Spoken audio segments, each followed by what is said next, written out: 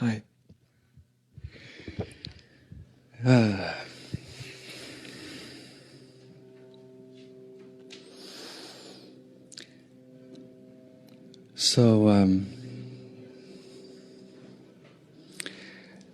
I've heard you ask a lot of people that come up here, what do you want? And that's something that I'm dealing with, you know, what do I want? And it's something that I stop and ask myself in a lot of situations. And because what do you want more than anything else? Because everybody has lots of wants. Right. What's the real want? If you had one, that's the one I'm interested in. Okay. Right? Not that you don't have a bunch of others. Right. I want the one want. Right. That's to be the fullest expression of God, the presence that I can possibly be. Why? Because I don't know. Because I feel like... What if the fullest expression of God you could possibly be was bagging groceries at the grocery store and without any notice whatsoever, without achieving anything of note in life ever again, disappearing into the vast morass of humanity? But that was exactly what God wanted you to be. I'm not that far from that, actually. No.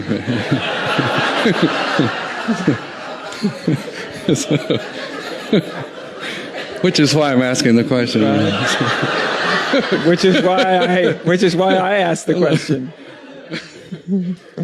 Yeah. See, I'm back to the same place. Do you want the truth or do you want to be special? Yeah. Right? And believe me, I don't have anything wrong with anybody that wants to be special. I don't care if somebody wants to be special. Yeah. It's totally okay. It just has nothing to do with the truth. And a lot of times we get the two hooked up and we don't even know that we have the two hooked up. Right? Right. Because the deepest yearning for truth has it's not asking for anything. Nothing in return. What if my greatest expression of being was being no expression whatsoever?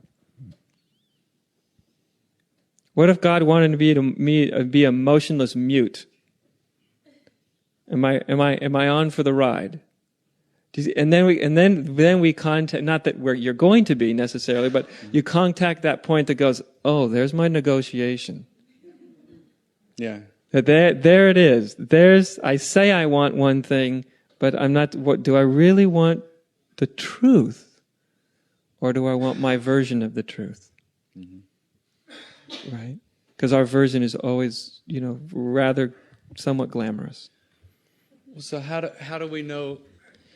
I mean, how do we know? And my understanding is, how do we know when we're on the path, or when we have opened to truth, or Oh, everybody's on the path at some point, in their own way. But isn't it through like a feeling of joy or of peace, or if we know we're on the path? No. Frequently the path's going to make you feel like crap. Well, yeah. It's going to make you feel like you took a wrong turn, that everything's gone wrong, your whole spiritual life is being flushed in the toilet. It's not what you thought it was going to be, and you want to run out of the room as fast as you can. That's a good indication. Well, then you're on the road to truth. I'm good then. I mean, I'm on the path. Yeah. No. Some ways. I mean, I understand that. I mean, that's because that's what you bump the truth into. Yeah. is it's a process of dissolution. It's dissolving. It's what we get rid of. It's what we see through. It's not what we acquire, not what we attain, not what gets added to us. It's seeing who we are. And it's having no idea about what that's going to be, no negotiation. Otherwise we can't look. Otherwise we can't see what we are. We literally can't, as long as we have an inner expectation. You see? So here you are. You're here, right? Yeah.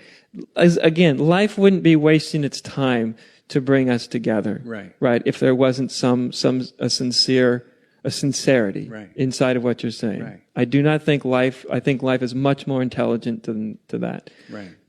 So when anybody comes up here, including yourself, I assume, because I listen to life more than I listen to people, life has put you right here with me, right? I totally trust that. It's put you with a no bullshit spiritual teacher. Right. Right? Exactly. I'm not talking about bliss and joy, and I don't have long flowing hair, and I'm not wearing robes, Thank God. and I'm not selling you on anything. Right. Right? And so life has brought us here together because somewhere inside we're interested in the same thing. Mm-hmm. Right? Right. So we don't have to sit around for too long and wonder if we're interested in the same thing. If we're really interested in truth. Right. I'm just here just to blow away some of the debris, Sure. right? Yes, it's beautiful to be an expression of truth, but of course you already are an expression of truth, as you are. You already are. You couldn't be otherwise an expression of truth. Nobody could be other than an expression of truth. You can't not be. I get that. You see? I guess the whole want thing. I mean, there's all these teachings of setting your intentions and then letting them go, and there's the whole Abraham series where it's Right. like what you want, and where do those wants come from? I mean, if they're not something innate within us, Can we launch all the teachings? sure. Including yours truly, who's sitting in front of you. Okay. Can you just cast me off, cut my head off, as we say in Zen, Okay. right? Slay all the authorities for a moment. I'm not saying they're of no use, but I'm saying for this moment they're of no use. Okay. Can you just slay all the authorities completely, just for a moment? So it doesn't matter what anybody says. It doesn't matter what I say. Because you're not on this earth to live Abraham's truth or Aj's truth or Buddha's truth or Ramana's truth. You see, when we get down to what's really important within ourselves, we realize, that's not what I'm here for. And only when you can stand in the nakedness of your own being, where there's nothing you're supposed to want, nothing you're not supposed to want, can you feel what's authentically there for you. No shoulds, no shouldn'ts, no nothing. Just you alone in all the universe.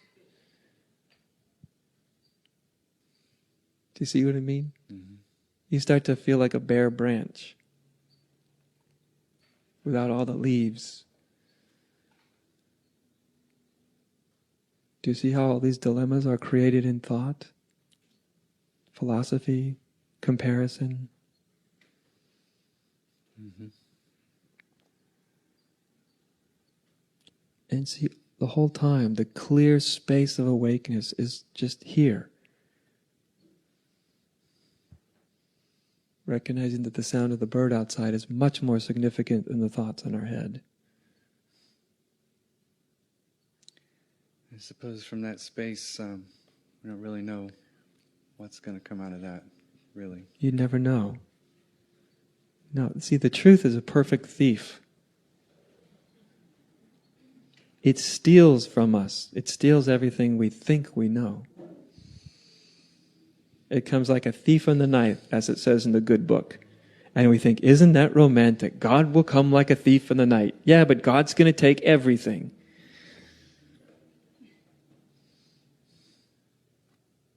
And there it is, silent, still, pure awareness. The source and substance of everything. The rest, all the other thoughts, bags of rocks.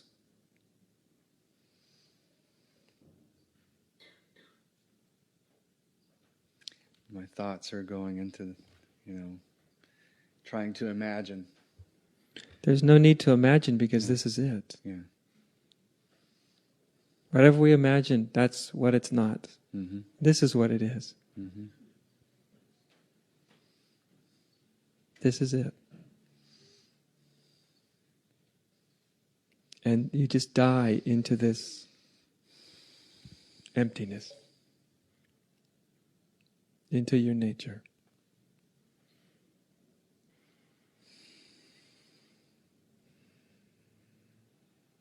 That's what's going to happen. That's what's going to happen. That's probably why you're here. You know, even in the good book, when Jesus said, put the kingdom of heaven first, Right. and all else will be added unto you. And where does the mind go? It doesn't go to the first, it goes to the all else will be added unto you. Right? It's like we want to stick our toe in heaven for a minute, and we go, okay, where's the all else? And nothing comes. And so we just kind of sink into the emptiness into our waist, and we go, okay, where's the all else? All there is a bird chirping outside. I haven't transformed. Where's my halo? Where's the all else? It hasn't happened yet.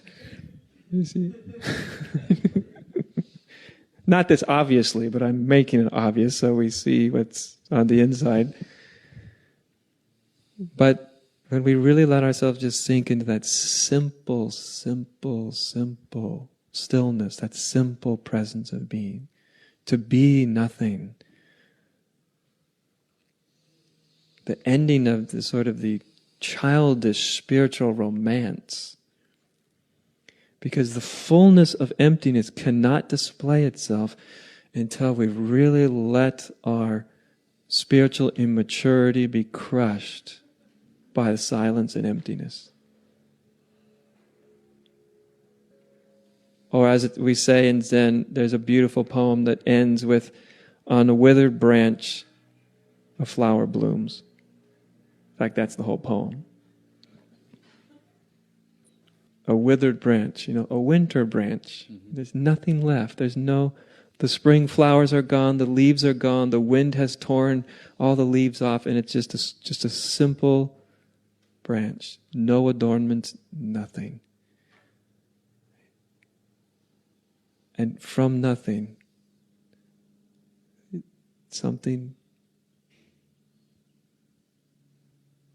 there's something beautiful, but you can't reach for the beautiful. Because then we're not putting the kingdom first. We're putting the beautiful first. We can't be everything until we've really been nothing.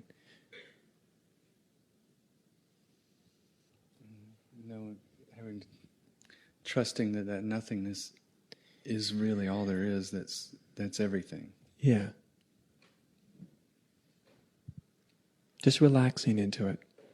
That's the trust. Just relaxing. Not pushing the tide. Trying to get to the next thing. Mm-hmm. Letting it take you.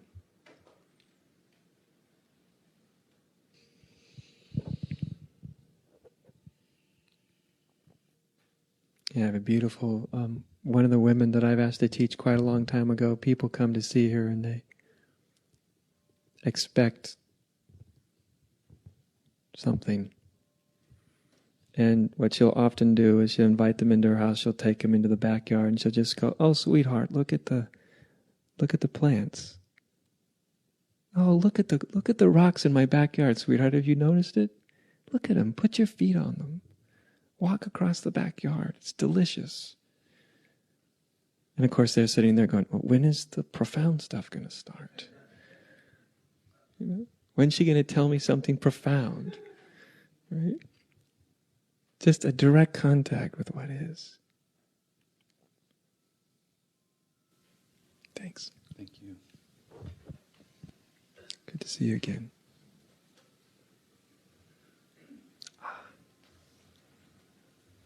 Okay, a short break.